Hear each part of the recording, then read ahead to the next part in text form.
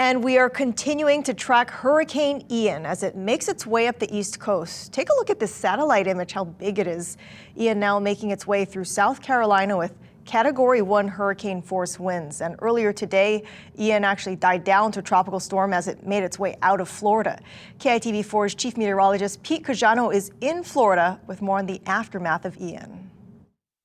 Now the storm has moved offshore, but I'll take you around and show you some of the damage we've seen here. Of course, folks in Southwest Florida and even Central Florida had it a lot worse. The ditches are full of water, as you'd expect. We received about 5 to 10 inches of rain.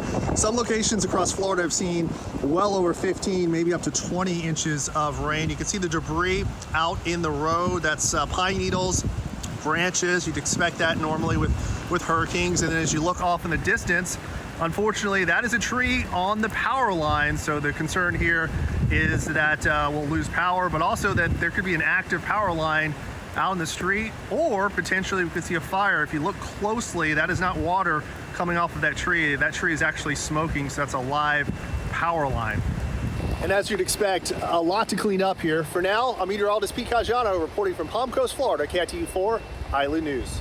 Really appreciate Pete giving us that up-close look at the aftermath. And as he mentioned earlier, the rest of the state is now getting hit with the worst of the storm. Gloria Pazmino shows us the path of destruction that Ian left behind and how people are now picking up the pieces.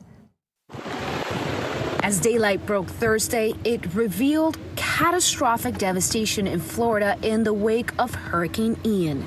Entire neighborhoods underwater, power lines turned down, debris scattered in streets. Residents in Florida now trying to pick up the pieces. If I would have knew it was going to be this bad, I would have got me and my family out ahead of time. Search and rescue crews from multiple agencies rushing to help people trapped in their homes.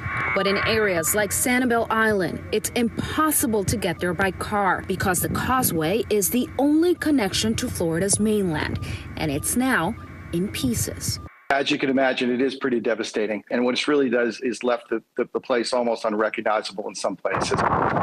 Hurricane Ian slammed Florida's southwestern coast Wednesday as a Category 4 storm, bringing life-threatening storm surge, historic flooding, and winds near 150 miles per hour. But it's not just the coast that was slammed.